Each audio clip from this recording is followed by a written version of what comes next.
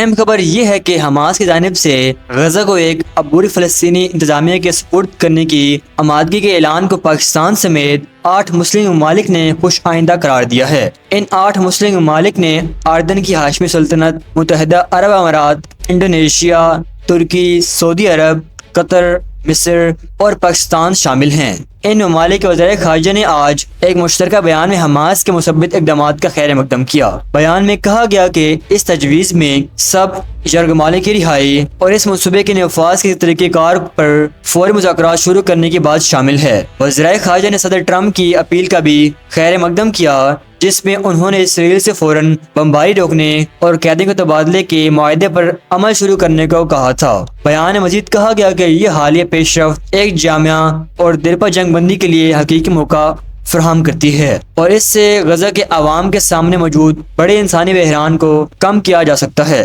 حالیہ اعلان کے مطابق حماس نے کہا ہے کہ غزہ کے انتظامیہ ایک عبوری فلسطینی انتظامیہ کمیٹی کو سونپنے پر آمادہ ہے۔ یہ کمیٹی آزاد ماہرین پر مشتمل ہوگی۔ وزیر خارجہ نے زور دیا کہ تجویز کے تمام پہلو پر فوری مذاکرات کیے جائیں تاکہ نفاذ کے طریقہ کار پر تیزی سے اتفاق ہو سکے۔ مشترکہ بیان میں وزیر خارجہ نے کہا کہ وہ اس تجویز کے نفاذ، غزہ میں جنگ بندی کے فوری خاتمے اور ایک جامع معاہدے کے لیے مل کر کوششیں جاری رکھیں گے۔ انہوں نے واضح کیا کہ اس معاہدے میں درج ذیل امور شامل ہونے چاہیے: انسانی امداد کی بلا روک ٹوک فراہمی، فلسطینی عوام کے جبری انخلاء کی روک تھام، عام شہریوں کا تحفظ، یرغمالیوں کی مکمل اور محفوظ رہائی، فلسطینی اتھارٹی کی غزہ میں واپسی، غزہ اور مغربی کنارے کے درمیان اتحاد، تمام فریقین کے تحفظ کو یقینی بنانے والی سیکورٹی میکانزم، اسرائیلی افواج کا مکمل انخلاء اور غزہ کی باز سازی اور تعمیر نو کا منصوبہ